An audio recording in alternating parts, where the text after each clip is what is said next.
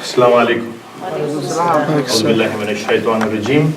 Bismillahir rahmanir rahim. It is a great privilege for me to stand before you today to thank Dr. Khalid Bazad, my young friend Mr. Abdullah, and the gentleman who introduced me, Mr. Zaheen, and the management of the AMA Mosque, and most of all you lovely people who thought it prudent to attend. I hope that you go away richer than when you arrived, and I hope that I too learn a lot in the process of sharing some research facts with you. So when we talk of health, when we talk of a balanced way of life, we start hurtling down different avenues of medical research. We speak of exercise, we speak of diet, we speak of good sleep, we speak of a very calm demeanor. And when we come to such a talk, we come very comfortable and we feel like this. This is how we feel. It's like sitting on a cactus sofa. So we have to be very careful in trying to dissect all these feelings that we go through and trying to reach a very comprehensive way in which we could arrive at a very practical approach to healthy living. So welcome. Let's try and do that. So I thought the easiest way to address health is to take a very rock-solid definition so that all of us are not giving his idea about a very realistic but very varied topic. So I chose the World Health Organization definition, which states that health is a state of complete physical, mental, and social well-being, and not merely the absence of disease and infirmity. So when we come to health being divided into physical health, we could speak of physical health in further terms of diet, exercise, and sleep. So let's come to the first subtopic, that is diet, which is a very important component of physical health. 80% of premature heart disease and stroke is prevented by healthy eating and diet. A balanced diet decreases premature heart disease and stroke by reducing bad cholesterol, by reducing blood pressure that's very high, and controlling blood sugar and controlling body weight. So, what do you mean by a healthy, balanced diet? A healthy diet is one that contains whole and natural food. What do you mean by whole and natural food? That is food that is not highly or ultra processed.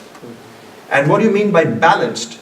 So let's go to the Canada Food Guide that was updated very appropriately in 2019. So it says, a balanced diet is that which comprises fruit and vegetables, whole grains, and protein. And it requests and advises that you make water your drink of choice. So this is how your plate should actually look like according to Canada's Food Guide. If you notice very carefully, what has changed since the last time it was updated was the fact that they no more speak of so many servings and they don't try to calculate. Instead of calculating to minute detail and making it very difficult to follow, what they have done is they have spoken of proportions and the quality of food. So if you very carefully look at that plate, you'll notice that 50% of that plate has vegetables and fruit. Yeah. And a quarter of that plate has protein, and then whole grain foods make up the last quarter. And then you have water to be the most important drink.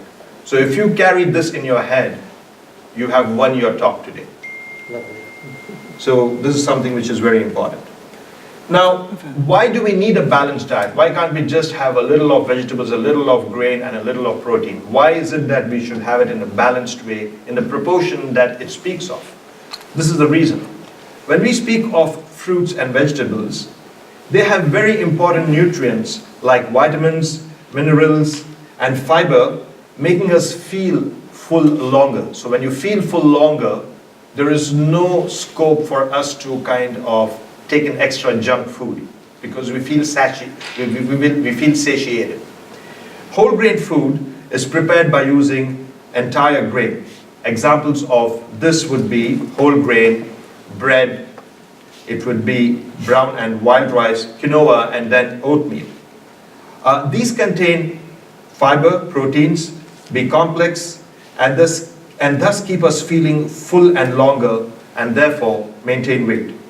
Protein, as you know, helps build and maintain healthy bones, muscles, skin, and also helps in the development of our brain. Some of the examples, as you know, are fish, lean meat, dairy products, lentils, and tofu.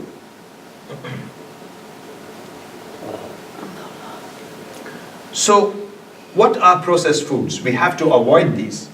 So, these foods are foods that are changed from the original form whilst processing, and that's the reason why they lose nutrients, vitamins, and by adding on sugars and salt, what happens is you further take away the nutritive value of these foods.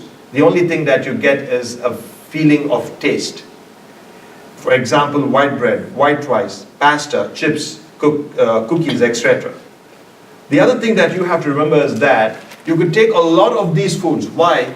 Because what happens is they don't affect the satiety center. The satiety center that you have is not affected by them. So you tend to take larger quantities of this because they don't have that filling effect.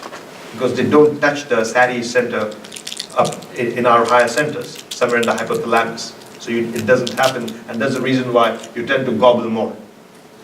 So avoid sugar drinks because they give 100% sugar but no nutritional value, and that's the reason why the Canada Health Guide notes that water should be your primary drink.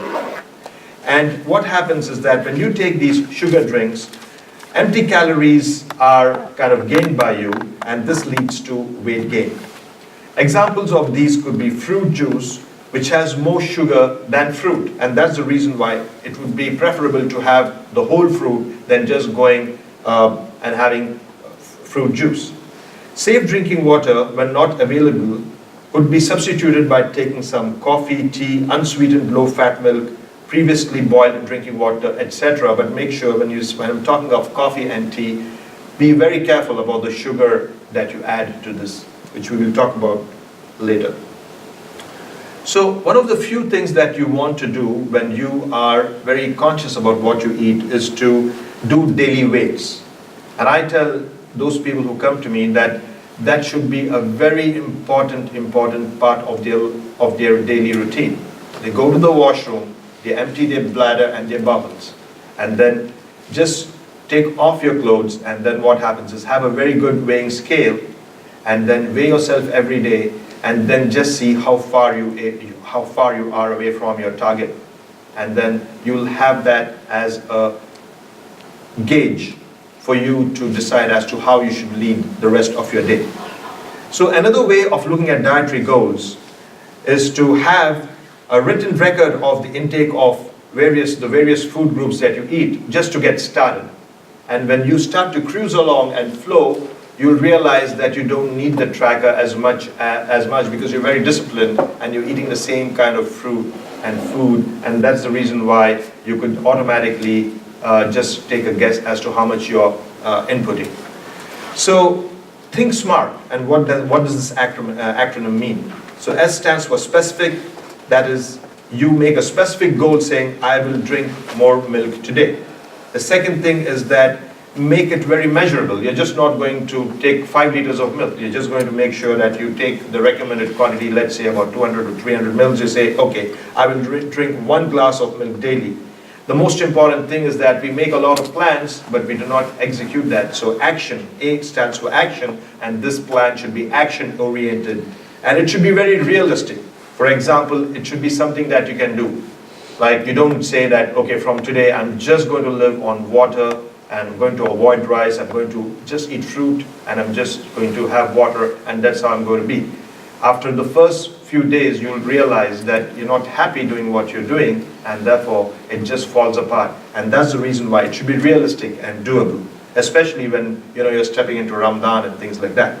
And then whatever goals you have should have a time frame. You should not say that, when this happens, when that happens, I'm going to start. And that's the reason why you never kickstart that. You just start it and then you say, okay, within these days and this time, and at this time, this is going to be my goal. So this is something which is very important to kind of remember the acronym SMART. A very important thing that I tell my patients is to get involved with the shopping process. Go to Walmart, go to wherever you go, Food Basics or whatever, and then make sure that you read all those nutritive values because they're extremely important and they're there for a purpose. Make sure that you go through all those nutritive values and especially look at the sodium content, look at the fat content, and look at the sugar content. So let's talk about salt because it's being blamed for weight gain and rightly so. So always remember to reduce salt content or salt intake. Now, Health Canada has stated that the maximum that it would recommend would be about 2,300 milligrams per day. That will amount to approximately 5 mils or 1 teaspoon. So 2,300 milligrams per day is what Health Canada recommends. The hypertension guidelines in 2017 made it even less because it has a direct action on high blood pressure. They said, we would like to bring this down to 2,000 milligrams per day of sodium.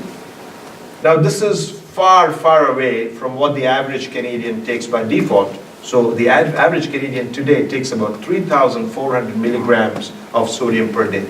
So just see where we are. We're almost 1.5 times away from what the hypertension guidelines state.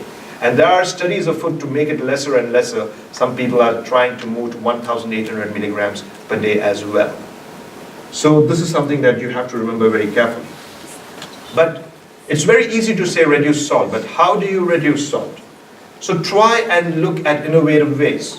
Prepare meals with fresh ingredients. So for cooking, use herbs and spices, not just salt. For flavor, use lemon and not salt. And limit processed meats, pickles, or smoked food. Read labels, as I stated already, and choose low sodium options in each kind of food category. When you go to a restaurant, choose those restaurants that have nutritive values written on the menu card and ask for sauces and salad dressings on the side. Don't go and ask for a meal that has everything pre-mixed because what happens is you do not know how much is going in and then you have to suffer the fact that he may already have added too much sodium and you are trying to lead a very healthy, balanced life. So what you want to do is ask him to give the salad and everything on the side and you decide how much of what you would like to eat because you're the one who has a goal that you have set for yourself. And always look for low sodium choices and you'll never go wrong. Another culprit that has been implicated for unhealthy living is sugar. So what is sugar? Sugar is nothing but a carbohydrate that is found in food both naturally and is also added to various food substances. So the reason why we take sugar apart from flavor is to provide us with calories and energy. But it does not have any nutritive value on its own. So that's why we call it empty calories. So it just gives us calories but no nutritive content. So sugar exists in two forms. It could be natural or it could be added.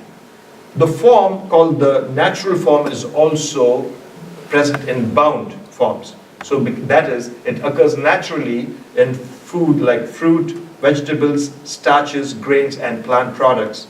Example, we have lactose in milk or fructose in vegetables and in fruit.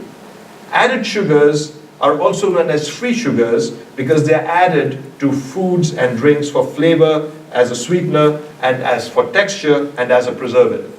So they're just doing that to enhance taste or to kind of please our eyeballs, but they don't have any nutritive value as such, and that's the reason why they're called free sugars or added sugars. So very important point to note. And sugar exists in many forms. It could be white sugar, it could be brown sugar, molasses, honey, maple syrup, and corn sweeteners. Now, this is listed as glucose, fructose, dextrose, maltose, and sucrose on your food packages. Another trick that you should remember, is a very easy trick to remember, is that if you see those sugars listed in the first line or the second line of the food package, then most probably that food is very rich in sugar.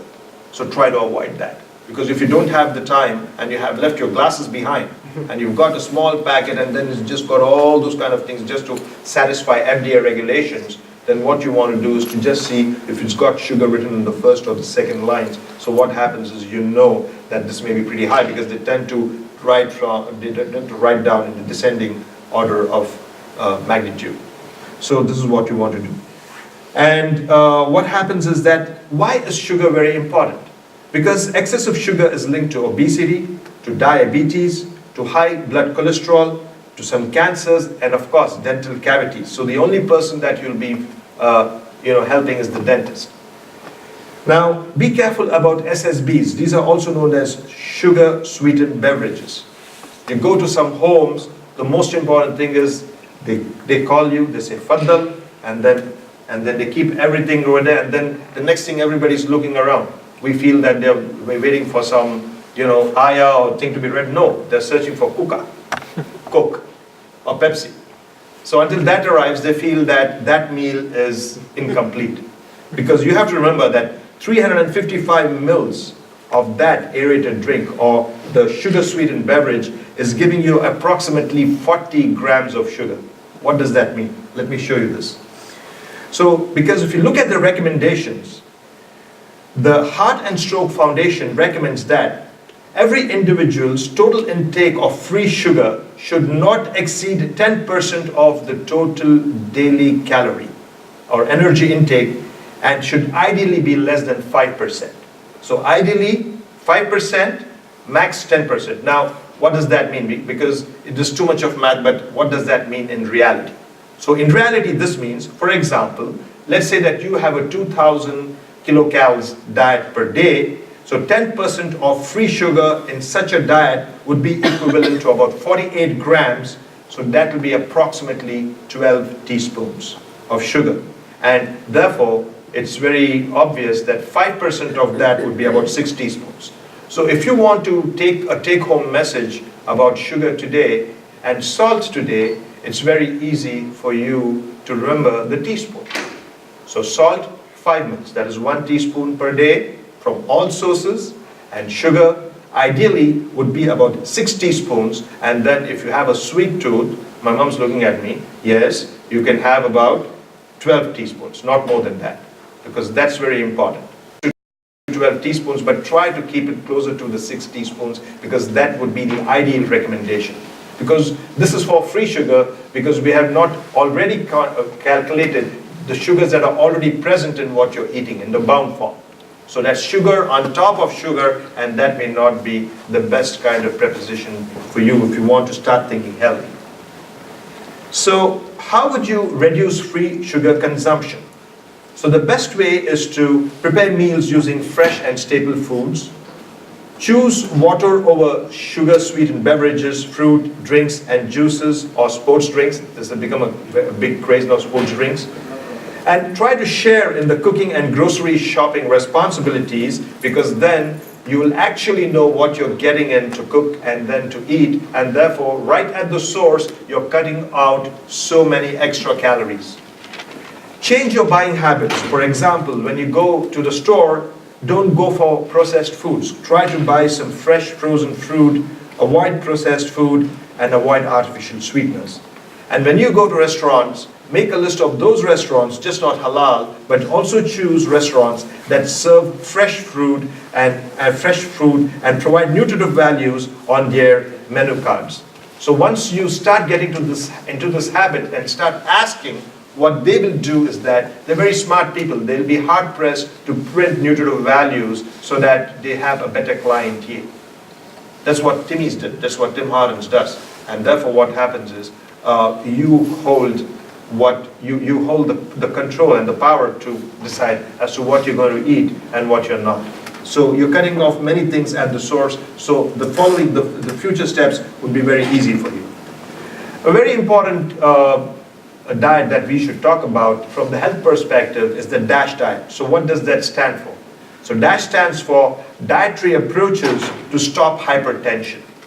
So it's similar to Canada's food guide, but the emphasis has been laid on more vegetables, fruit, and milk products. So that's what the DASH is all about. So the advantage of the DASH diet is that because you're taking extra vegetables, fruit, and milk, you're providing automatically calcium, magnesium, and potassium, which reduce the risk of hypertension. Milk products also have bioactive peptides, which is a special type of protein that has beneficial effect on controlling blood pressure, like some of the blood pressure medications. So that's the reason why the starting point of controlling high blood pressure is the DASH diet. So the third culprit that has been incriminated, whether rightly or wrongly, is fats. So I spoke about sugar, I spoke about salt, and now I'm going to talk about fats, because everybody feels that if you take fat, you become dubba or dubbi. But you have to be very careful, because what happens is that's a myth. People live in myths. So what you want to do is that you have to understand that we do need fat in our diet for normal body function, because not all fats are bad. Fats provide energy. They are needed to prevent nutrient deficiency. For example, deficiencies of like vitamins like A, D, E, and K. They also help in the absorption of those vitamins that I just mentioned, which incidentally also known as the fat-soluble vitamins, A, D, E, and K. Now, everybody is very anal about the quantity of fat that they take. May I just reiterate, it's just not the quantity, but the type of fat that is consumed that could be very dangerous. For example, let's go and see what are these types of fat, and therefore what is it that you should avoid. The types of fat are saturated fats, for example, those that are found in meat, eggs, dairy, and plant-based products, for example, coconut and then the palm oil. Then 10% of the Canadian diet, unfortunately, comprises saturated fat, because all of us like to eat the bad fat, the saturated fat, and this increases a component of our lipids called the low-density lipoprotein in blood, which is a bad fat, which results in heart disease and stroke. For example, whenever you go to a physician, the first thing that he asks for is a random or a fasting blood sugar, and then also to review your lipids. So when he's looking at lipids, what we are actually looking at is the low-density lipoprotein, apart from the total cholesterol, and we're also looking at the high-density lipoprotein. There is also another component called the triglycerides.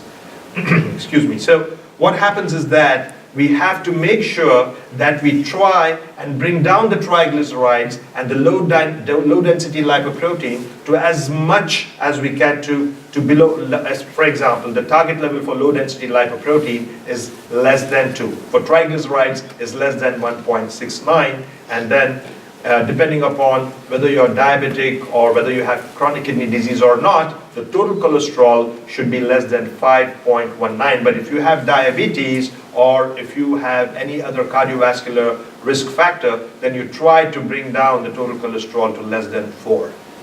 So this is something which is very important. So not all fat is bad, but you have to remember that you want to stay away from this fat called saturated fat, because saturated fat, when taken, increases the bad fat in your body called low-density lipoprotein and perhaps triglycerides. So what is the second kind of fat? I spoke about saturated fats. Let's go to trans fats. So trans fats are also naturally occurring fats in beef, lamb, dairy products, or can be industrially produced. For example, during the process, mechanism of processing, these can get added on to some oils. So these two increase your low-density lipoprotein and decrease your high-density lipoprotein. And last but not the least are the unsaturated fats, and these are the fats that you should go for. These are good fats. because they lower the bad fat called low density lipoprotein, and they also bring down the ratio of low density lipoprotein to HDL in your body. So unsaturated fats are divided into polyunsaturated fats, for example, nuts, seeds, fatty fish, oils like corn, canola, soybean, sunflower and safflower oil.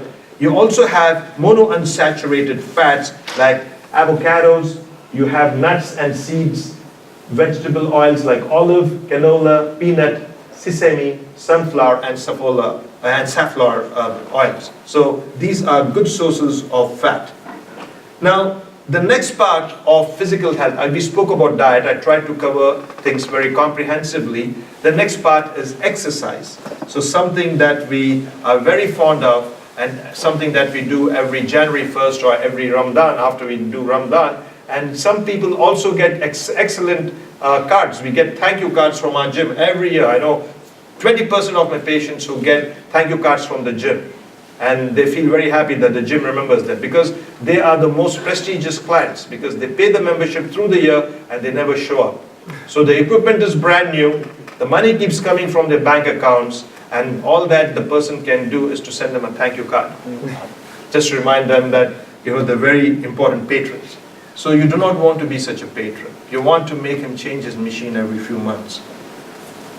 Okay, so when we speak of exercise, like we have different food types, we also have different kinds of exercise. People have a very erroneous kind of myth in regards to exercise. Exercise is a very programmed and highly technical entity. So you have different kinds of exercise and you have different kinds of exercise for different purposes and for you to do something very important. So when you think of exercise, you talk in terms of endurance. What is endurance? Endurance is exercise that involves continual activity like walking, cycling, swimming. So why is this very important? Because it's good for your heart and lungs and for your circulatory system. It flushes the plaques in those systems, for example, in your circulatory system, and therefore your heart is very young. The second thing is strength. You also need strength. For example, people think when you want to go strength, okay, I have to go get weights, I have to go get dumbbells. Well, and then they never get started. But there are other ways of making your muscles very strong. You could carry groceries. You could carry your young children, make sure that they're not fed on fatty food because then you'll have low back pain. I carried my kid and I can't even get up now. So just be careful because you have to be careful that you do not carry the wrong kids. Be careful. So what happens is you could do heavy yard work. Weight training is the most common things that all of us do. This is very important because it builds strength by strengthening your muscles and bones and also improves your posture, because what happens is when you have strong muscles, your skeleton kind of is jacked up into looking very smart, because what happens is the right kind of muscles are balancing the bony cage. So you look very attractive, and then at the same time you have half the problems that are nullified because your posture is very much intact. The third most important thing is flexibility.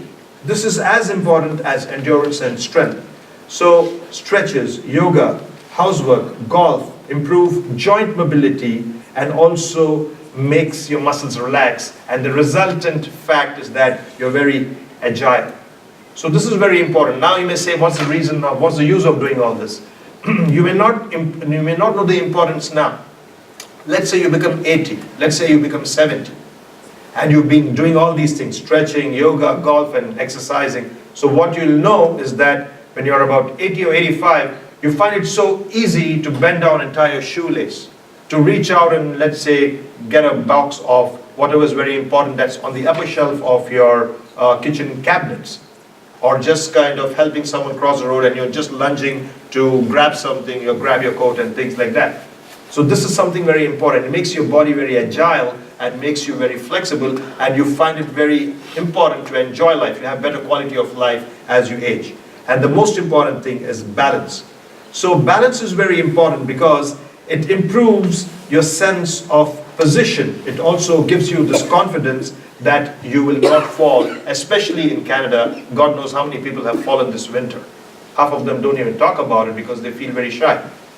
But the most important thing is that it may just not have been the snow or the ice, it may have just been weak muscles, because what happened was your body was not designed for balance. So how do you improve your balance? There are special exercises for that. Start by standing on one foot like this. And then what happens is you could just stand on your toes, and then you have to hold on to your chair.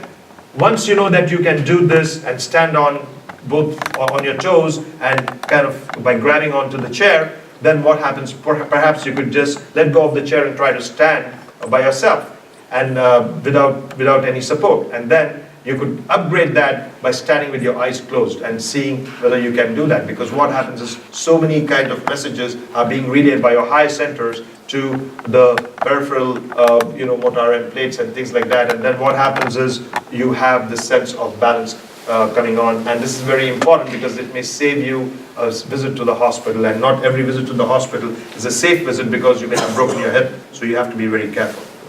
So the most common exercise is walking. And what are the benefits of walking? Because this is something that all of us can do and everybody enjoys. So walking is important for the brain because it improves mood. It's very important for the eyes. It prevents glaucoma. For the heart, it lowers blood pressure and lowers the risk of heart attacks. It relieves back pain. It prevents hip fractures. It builds your muscles in your arms, so when you swing and walk. Your knees, it lubricates joints, and therefore you have this enhanced sense of mobility. And then when you walk, what happens is you take so much of weight off the other joints because you lose weight, and at the same time you're distributing weight. So what happens is that you feel better overall. So how much should you walk, and what are and how do you do this? The Canadian guidelines say that all that you need is a cumulative effect of about 150 minutes per week. So what are you going to do? Like sleep for about 6 days, and on Sunday you go running for 150 minutes. So if you have not been doing it for 6 days, I doubt if you will be able to do it on the 7th day. The better way is to invest about 30 minutes every day for at least 5 days a week. But let's say that you cannot do it for about 30 minutes every day. Then there is another way of doing it. What you could do is that you can just divide it into 10-minute sessions. And you don't have to go to the gym and then do this and do that. And you could do very simple things. For example, what happens is you could play with your kids. Choose the naughtiest kid and chase him. Just go around, just go behind him. Or you could do some brisk walking. Or let's say you get about half an hour off in your office for lunch, try to climb stairs. So all that you have to remember is that it should be moderate to vigorous exercise. And what do you mean by that? You should sweat, and you should notice that your heart rate is going up. And that's what's called aerobic exercise. So all that you have to do is about 30 minutes every day. You could divide it into 10 minutes. So you don't have to be in a yoga studio or an aerobic studio shouting your heads off for about 30 days and then falling so sick that you don't show up for work the next day. You don't have to do that. So 10 minutes. And then some of us would be as lucky as Brother Mejbul, who's walking in now. Like, he could go and pray with his lovely son, Abdullah, for 10 minutes. Just chase Abdullah, and then, alhamdulillah, he's going to be fine, because what happens is, that also is a very good form of exercise. If you can't do this, you've got arthritis and all those kind of things, something is better than nothing. What you could do is, when someone comes and knocks at your door, you don't want to say, Yalla Abdullah, and then he's looking and then say, Allah, go open the door. Or when you're sitting to watch TV, you don't say, like, Jeep remote. You don't say that. What happens? You go open the door. You try to find an excuse to move. You try and find an excuse to go to the kitchen. You do something because you want to mobilize your joints and you want to make sure that you get into the habit of exercise. The third part of physical health is sleep. Now, we should be extremely careful about sleep. Do we get enough sleep? So to understand that, we have to understand the consequences of not sleeping, because we do not understand this. Because we feel that the more we grab from our sleep hours to do more work, or playing WhatsApp, watching TV, we're doing a great job and we show up next day on time for work, it's not going to sustain you in a healthy manner for a very long time. So what's very important is that, let's go and look at this study that was done by Dr. Walker, who's the professor of neurosciences at the University of Berkeley. And he brought out a paper, what happens to your brain and body when you don't sleep. So, first thing is that Lack of sleep will not allow your brain to make new memories. For example, if you look at, just imagine that you look at your brain like your email inbox. So when you do not sleep, what happens is new messages will not register in your inbox and therefore they get washed away. What happens is that you have lack of memory and amnesia-like effect. So that's what happens when you haven't slept well. And lack of sleep also leads to a toxic protein by the name of beta amyloid. So beta amyloid is very important because it leads to Alzheimer's dementia. When you have good sleep, what happens is that you're kickstarting a sophisticated sewage system that washes away this amyloid. And when you don't sleep, it accumulates, and that's the beginning of a new neurodegenerative disorder called Alzheimer's. Now, when I talk to people about why you should sleep, and especially men, when I tell them you should sleep well and things like that, they just listen from here and let go through that. Because they say, Wallah, I have a family, I have to think on it. But when I mention this point, the third point, everybody starts sleeping well. Because it decreases virility by 10 years. So men who sleep just for 5 to 6 hours have testosterone levels as low as someone who's 10 years older. So this is something which is very important. So when I tell them this point, all men sleep well. So this is something which you should remember. Now, lack of sleep also has a very important impact on the immune system. For example, if you sleep only 4 to 5 hours of sleep, it decreases the production of natural killer cells by 70%. And this would be very important in making your immune system very vulnerable. Many cancers, like breast, bowel, prostate cancers, have been implicated, and the evidence between lack of sleep and the propensity to drop your immune defenses is so great that the WHO has officially classified night shift work as a possible pro-carcinogen. So if you have a night shift that you're doing and you cannot do anything about it, at least sleep during the day to kind of change your shift pattern so that you get at least 8 hours of sleep. Lack of sleep also has cardiovascular effects. When you get good sleep, it leads to rebooting your cardiovascular system. The heart rate drops, the blood pressure decreases. But less than 6 hours of sleep, your reboot mechanism is impacted. The blood pressure rises. There's a 200% risk of fatal heart attacks in your lifetime. So this is very important. Now, did you know, all of us pride ourselves when we live in North America that we have what is called the daylight savings time, and we feel that we are very efficient and we know the value of time. But there was a global experiment that was conducted. It stated that daylight savings time, which is followed by 1.6 billion people every year in spring, when we say spring forward, what happens is that we lose 1 hour of sleeping time. But they found that an increase in 24% of heart attacks the following day. So you have to be very careful that when you spring forward, you're already compensating. But before you spring forward, you've already slept an hour earlier to compensate for the change in your clocks that you are trying to make. So what's the human recycle rate? How long can a human stay awake without sleep before his brain or body capacity begins to deteriorate? How long can he kind of withstand that? It's 16 hours. But if you have 19 to 20 hours of sleep deprivation, your mental capacity deteriorates to the same level as that of a legally drugged person. So, to put everything in a nutshell, you need at least 8 hours of sleep to repair the effects of wakefulness. Because not everything about wakefulness is smart, because it is essentially a low-level brain damage. But you have to be alert and active, but you have to make sure that you're rested before you do that. So when we come to sleep hygiene rules, you have to remember the quantity of sleep. I told you about the 8 hours. The quality of sleep, making sure that you're not running to the washroom in the middle of the sleep. You're not having nightmares and all those kind of things. You have to look after your medical conditions so that you can enjoy rapid eye movement sleep, deep sleep, as a very focused, healthy sleep. And then sleeping techniques. For example, so many people come and tell me, I can't sleep, give me this, give me that. But the most important thing is they haven't understood the sleep hygiene technique. Whenever you have sleep problems, the first thing is that you fix a sleeping time. Let's say, for example, 10 p.m. is when you would like to go to sleep. So you fix your time at 10 p.m., but you start preparing to go to sleep at 9 p.m. So what do you do at 9 p.m.? At 9 p.m., you start exercising. But I'm not asking you to lift weights or run a marathon. Even if you live in a 2-bedroom flat, just march. March across both those rooms, swinging your arms. So what happens is, there's a release of endorphins, and then what happens is, your muscles are energized, and they're ready for sleep.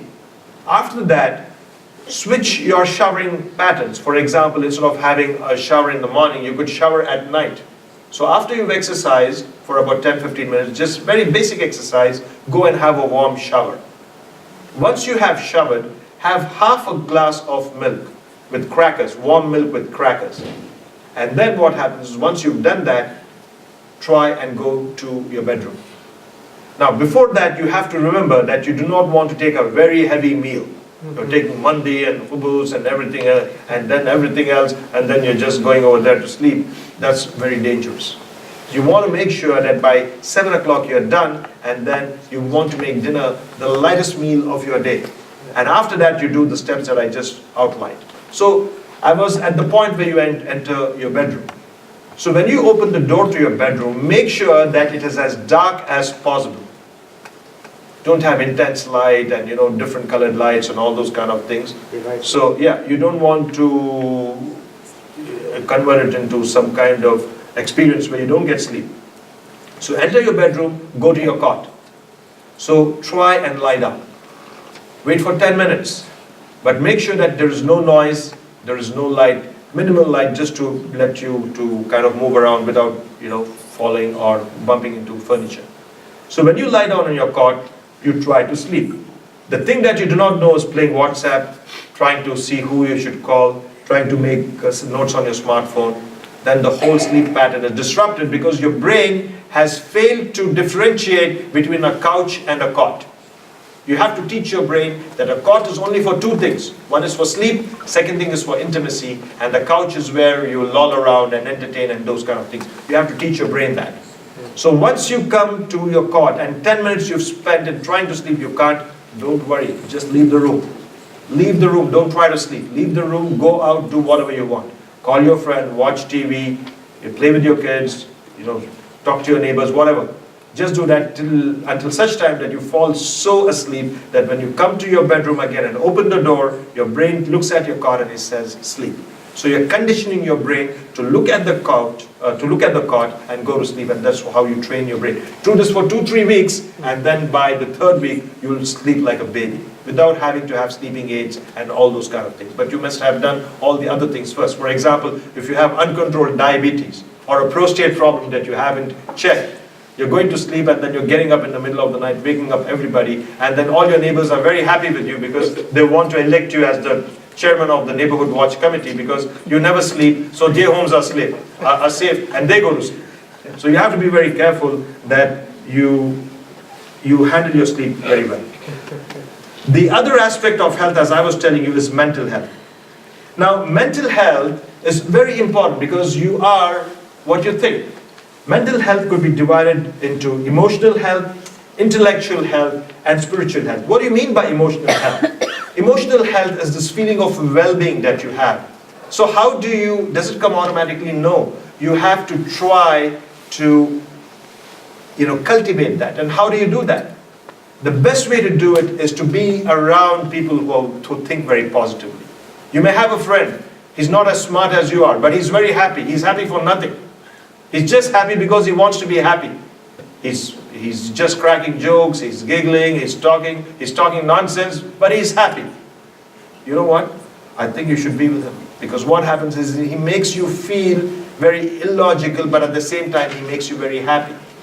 He doesn't make you calculate, he doesn't make you think, you're not kind of thinking about what's going to happen to the world if I don't do this, and you're not buying something worth $1 and insuring it for $5 and then thinking how to keep it and all those things. He's away from all that. So these people are known as enablers. You need such happy people around you, and never be seen with people who have a very negative bent of mind. Those people who are doing riba, those people who are always criticizing, those people who have a very negative idea about everything that's going on in life. Oh, this is happening. Oh, I'm going to do this. Wallahi, nothing's going on. What to do it? So they use the word wallahi, but they're doing everything, talking negative. So what's the wallahi all about? So this is something which is very important. I remember when I was in Saudi Arabia, there was this guy who used to borrow money from everybody. And then what happens is, he says he'll return it after a week and he's not to be found. So what happens is, the hospital corridors, he would get stuck. And what happened was, like, people would chase him, and then he would, Ya Sheikh, and then he would go and catch him.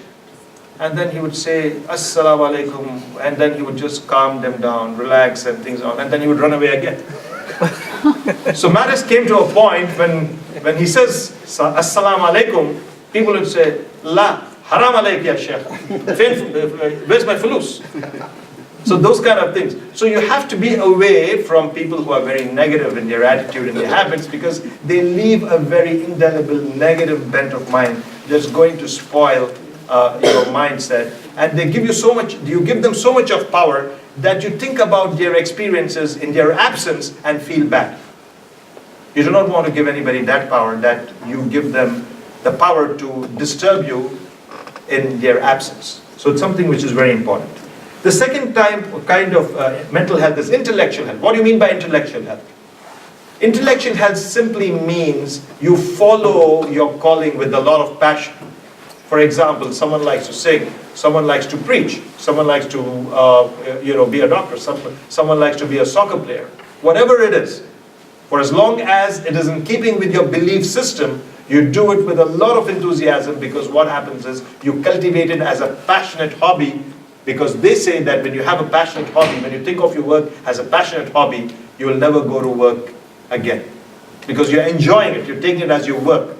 So this is something, and try to take, and try to look at good things as to how you can make your work interesting and fantastic. And if you cannot, if it's really, bogging you down, I think it's time for you to change your job and think of things that you could do very well.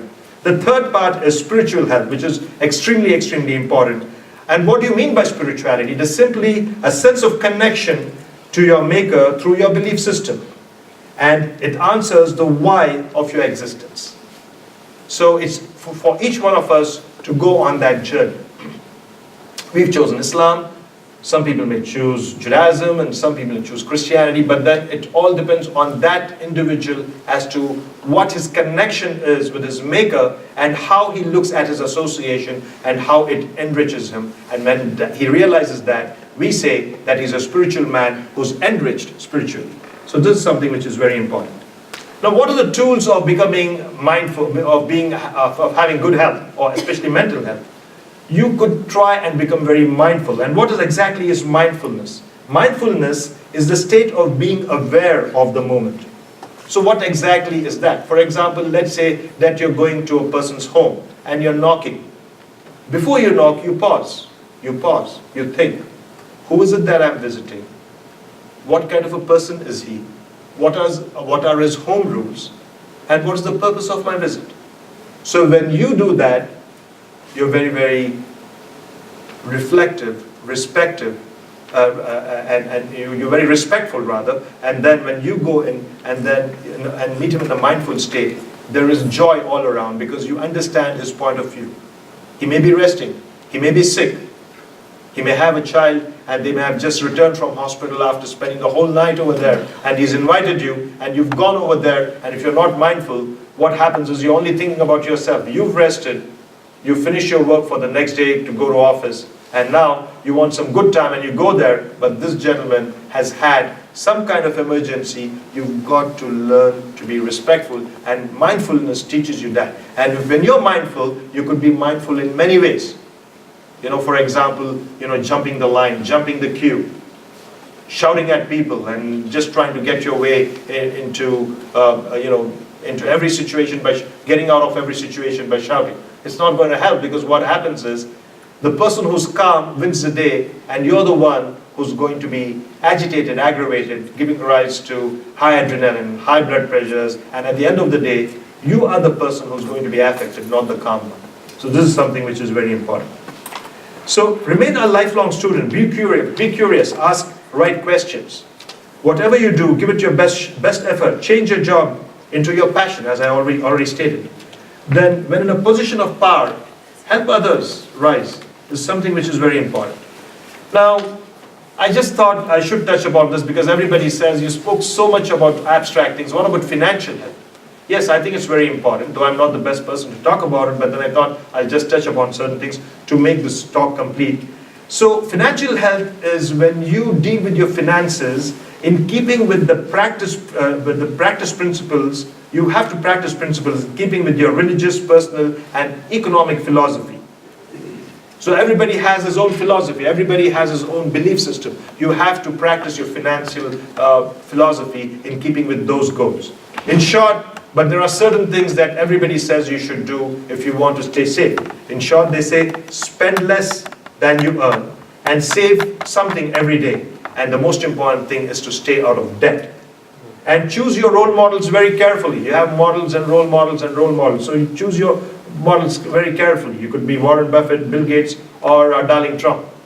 It's up to you to choose who you want, because what happens is, Warren Buffett, I was listening to him very carefully, he said at 72 to 73 years, he only had one kind of financial goal. And they asked him what it is. He said, I would like to be a very liked person in the community that I am in. And Bill Gates does that too. He gave back to the community whatever he earned so that the community flourishes, so that what happens is he feels rich when the whole community is empowered and enriched.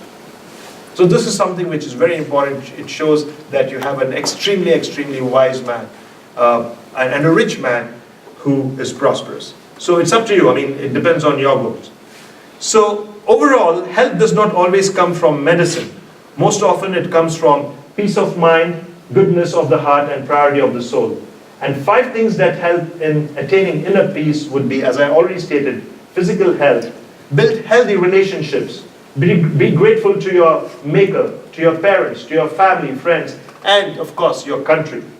And do enjoyable activities, like identify something that you love and make it your hobby. And last but not the least, always take pleasure in identifying your strengths and then invest in your strengths.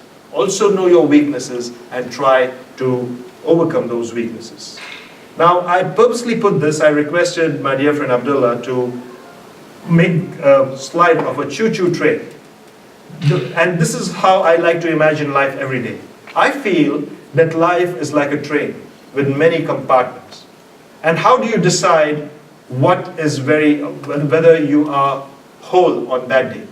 So what I do is I try to divide those bogies and I try to give them a name. I call it exercise, I call it sleep, then I call it finances, I call it education, I call it spirituality, and last but not the least is I make one box which is very important to me, social. And then I try to fill at least about 50% of each compartment every day. Because if you try to overbalance one compartment at the expense of the other, what happens is you lose that balance. And once you lose that balance, you can never be happy. And when you're not happy, you can't be healthy. So thank you once again for giving me this opportunity to learn with you. And I wish you a very happy, healthy, and prosperous life. Jazakallah. Thank you. Jazakallah khair. Thank you.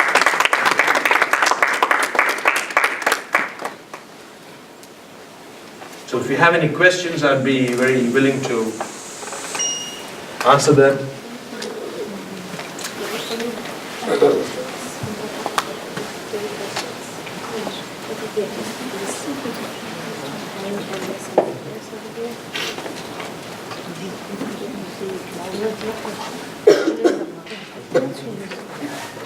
Yeah, Jazakallah khair for everything you tell us, but when it's come sleeping time, let's say the all North American, like we sleep less than 8 hours at night.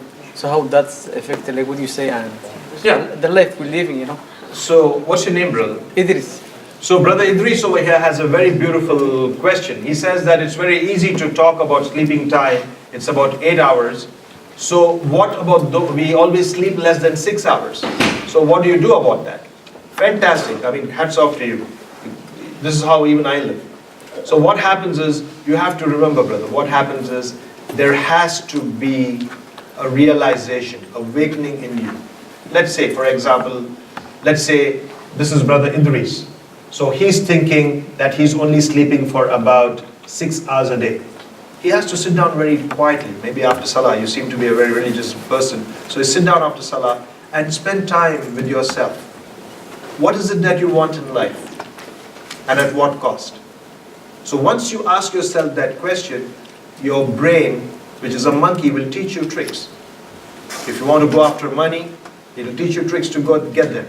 If you want to have sukoon, it will teach you tricks to attain that. Your brain is a very intelligent tool. You have to control that. So what you have to ask yourself is that, I'm going to sleep for only 4 hours. And I'm putting in so much of work. And I'm getting that extra money. The question that you have to ask is that money worth it? If I have a premature stroke, No. if I have a massive heart attack, No. if I have memory problems, what is the use of that money? Nothing. It's garbage. Yes. So what happens is, you have to make that call. Fantastic question, congratulations, but you have to make that call tonight. Because what happens is, don't wait for that perfect day to come. You know, you buy your tracksuit, you buy your shoes, you buy this, and everything else, and then say, when everything is fine, now I'm going to go to the gym, and then and you go to the gym, and then you look at everything, you don't know what to start, where to start. Okay, what do I do? Take selfies and put it on Facebook. That should not be your thing. Your goal should be, I don't care what I have. I'm not going to wait for the best shoes. I'm not going to wait for a track bottom. Okay, I have stairs at home, I'll climb the stairs. I can't climb stairs because what happens is, when I climb stairs, I become breathless. So what do?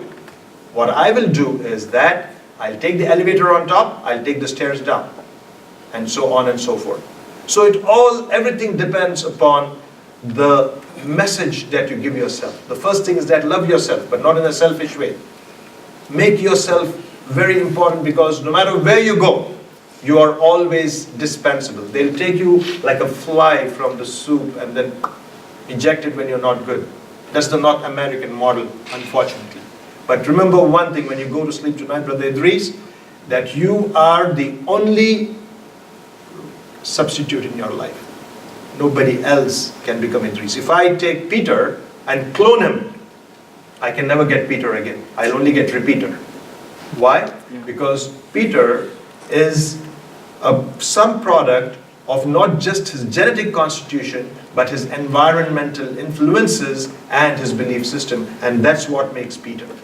You can't just get another Peter by cloning him. He has to live that life again. So you are very unique. You are made by someone who's superb, who's perfect. He made you in that kind of, mold. But how you live is your gift back to him. We take everything for granted because it's on auto cruise. But try to go to cancer institutes. Try to go to palliative care units.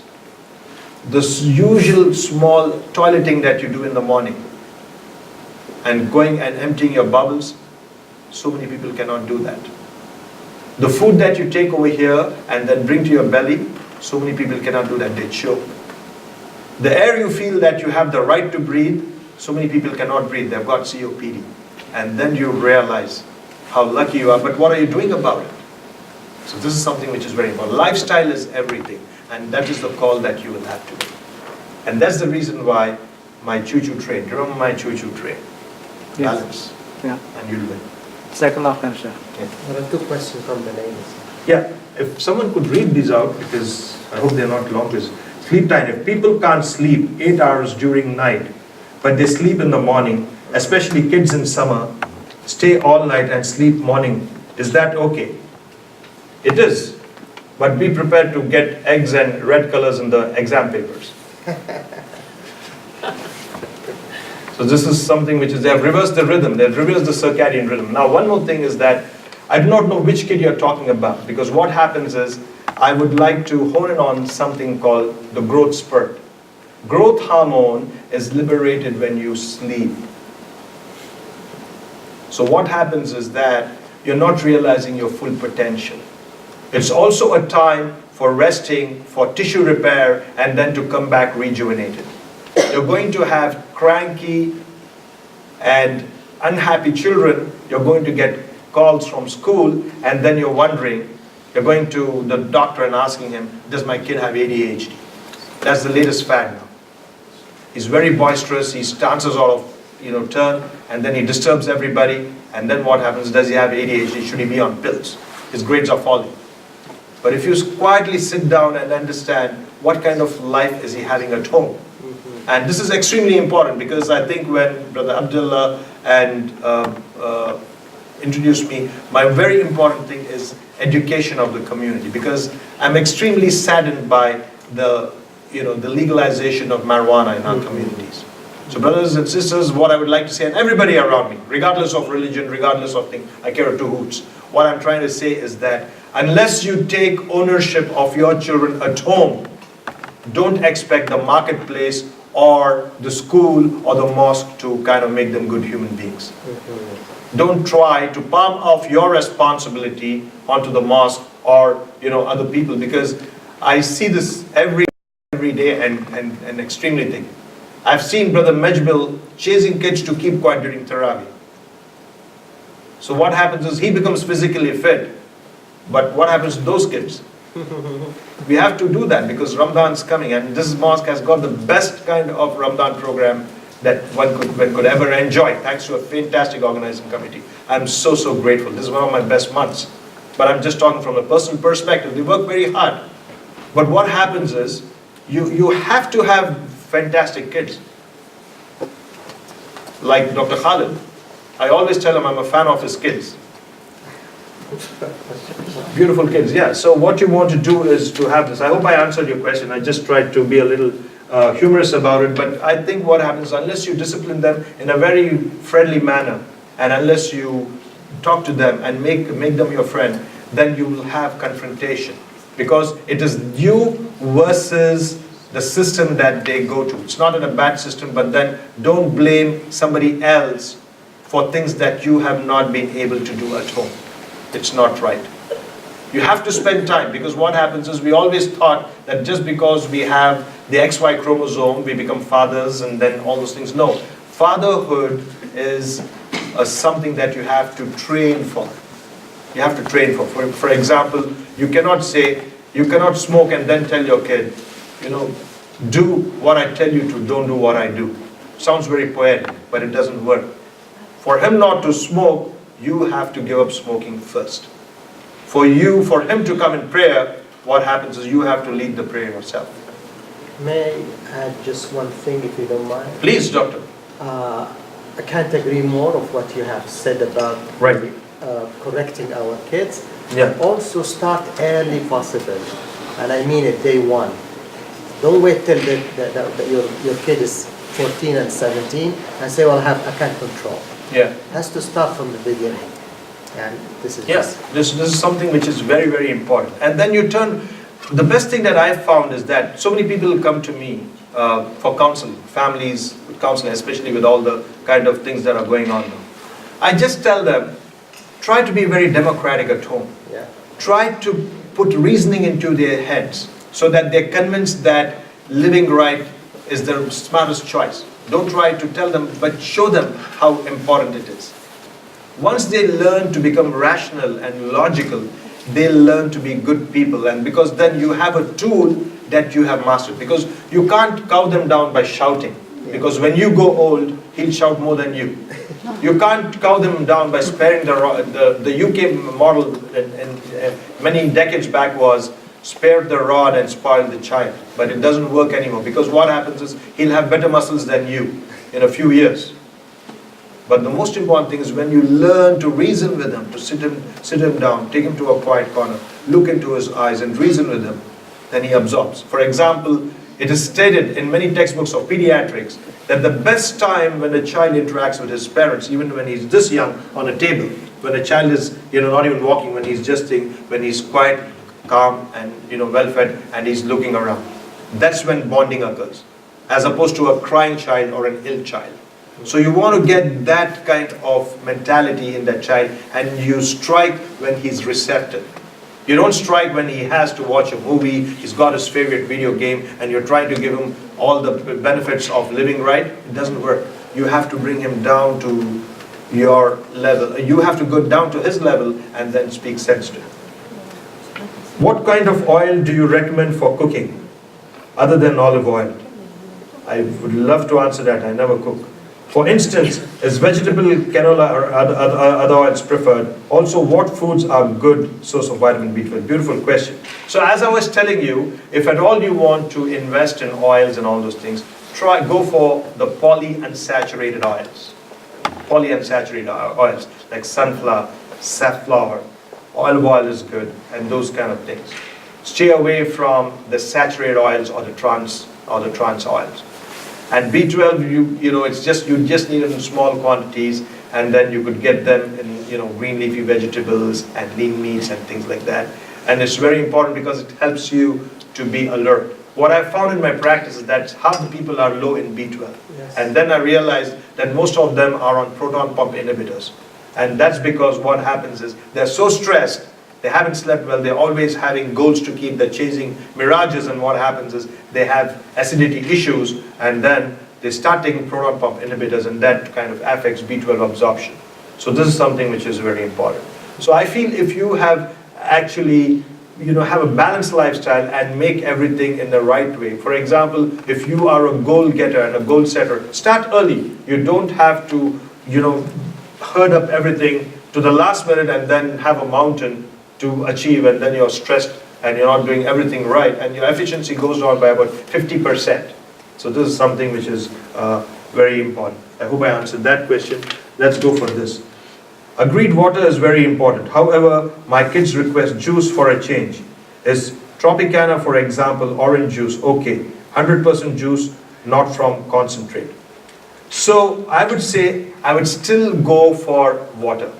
But if your kids like Tropicana and all those kind of things, they could sip it once in a way, provided they also have other better substitutes, like low-fat milk and those kind of things. And if they really love Tropicana, also try to give them the fruit, because it has bound sugar, which is much better than artificially flavored kind of substitutes. So this is something which is very important, because what happens is kids get hooked on very quickly, and that is why that is done. This is exactly why you have processed foods, to increase the taste, to improve the texture, to make sure that you can take as much as you can to make sure that the satiety center is not kind of saturated. That's the reason why those juices and all those things are made for that purpose. But it's not the healthiest kind of choice. What is your opinion, knowledge about artificial sweeteners as commonly used by diabetics or people who are dieting? Is stevia a better alternative, natural?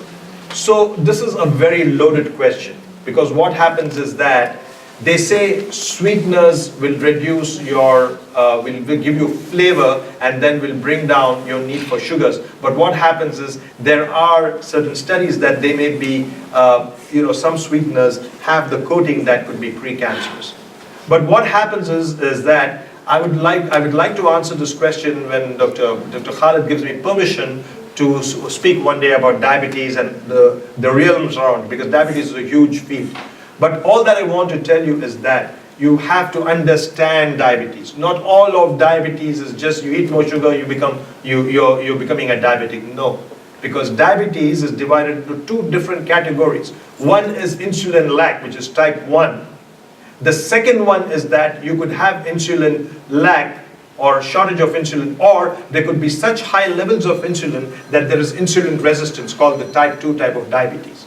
So you have to understand that mechanism before you just start playing around with sweeteners and then having less, it's not all about just having less sugar.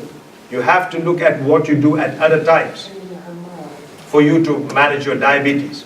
Are you eating right?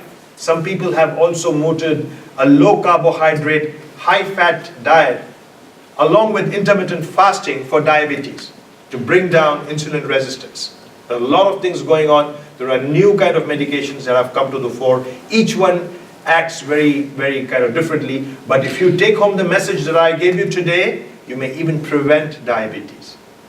That is choosing the right natural foods that you load your plate with. So if I have to leave you with a message today and you say, cut out all the crap and give us something that I can practice immediately, what I would say is just close your eyes and think of the Canada food plate or the food guide.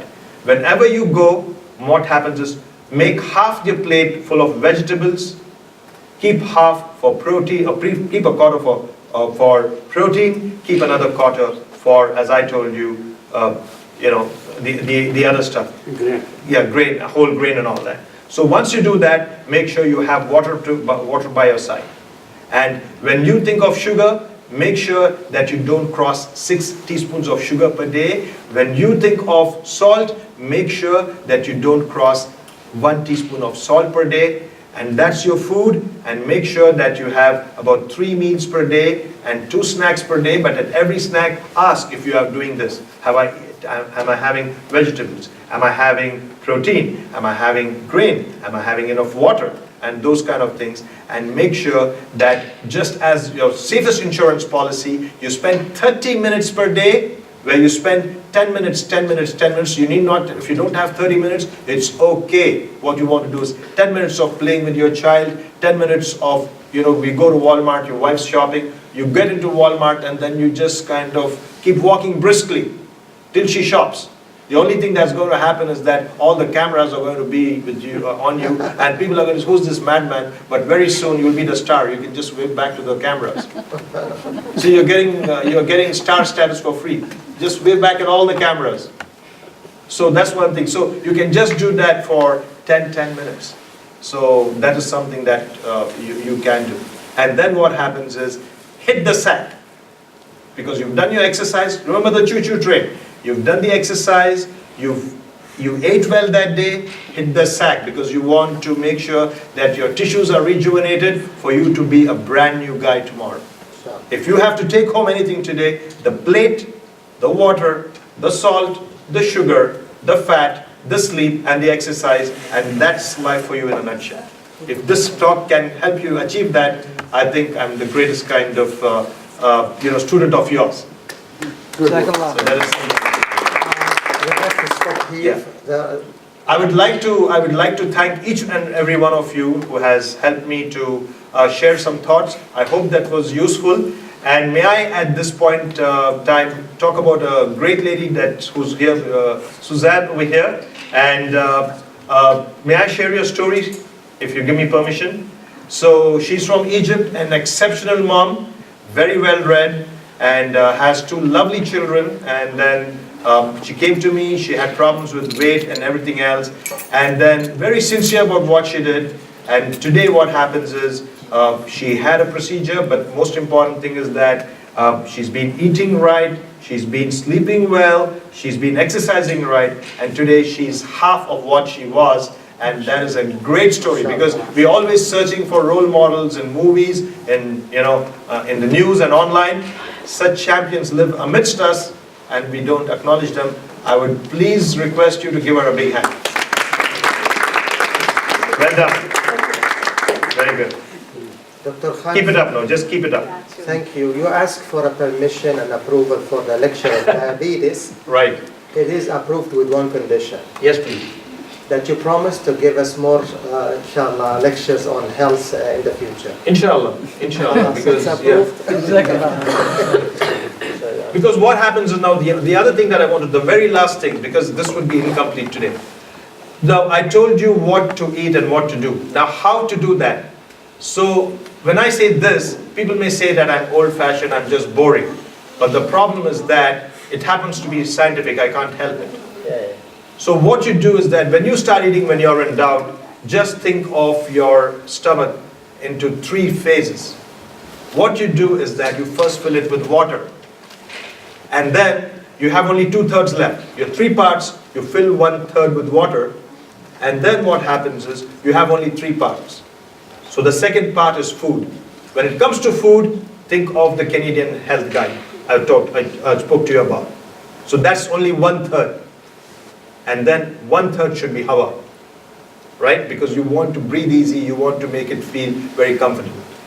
And what happens is, after doing a lot of scientific research, after doing this, digging here, this, we come back and then we say, it was already mentioned in the hadith. And at the cost of sounding boring, I have to speak the truth. And at the end of the day, it's already written. So think of the 3 parts and think of how you can do that, and you will find that diabetes, high blood pressure, obesity, stress, Alzheimer's, all those things are a thing of the past, because what happens is that you are happy within yourself. You are happy within yourself. So try to search, because most of the times we are searching for outside. We are searching outside. No. Look inside yourself. Spend time with yourself. You are your best friend, and be kind to yourself. And you will win. Thank you very much. I have a small question. Yes, please. How about the cold drinks? Lots of people say don't drink the cold drinks. Say like a cold Coke or cold water or ice water or things like that. That's what, because the two things is that water is the best drink. But how about cold or warm? But one thing is that you should take something that is good. It's cool. Cool would be the best, because some people cannot handle very cold stuff, starting from their teeth to their gut. So the temperature is dependent on your body system. Cool would be the best. And make sure it's safe. But of course, I'm talking in Canada, but there are certain countries I've visited where you can't even gargle your mouth with tap water because it'll give you giardiasis. So this is something which is very important. And it's okay, Salim bhai, if once in a way you hide and eat sweets. I've caught you many times. That's okay. But you're also good at walking, so you're good. Don't worry about it. Be happy. Okay. Thank you, guys. Thank you very much. Ladies. Thank you, brother. Thank you, sir. Thank you. Just thank you for your time. That's fine. So Jazakallah sir, Dr. Anis, for that amazing presentation. I think we can all learn from that. It's fine. So like most of our content, this content will be available online. So we will edit it and put it online, so you can visit it and learn more from it as well.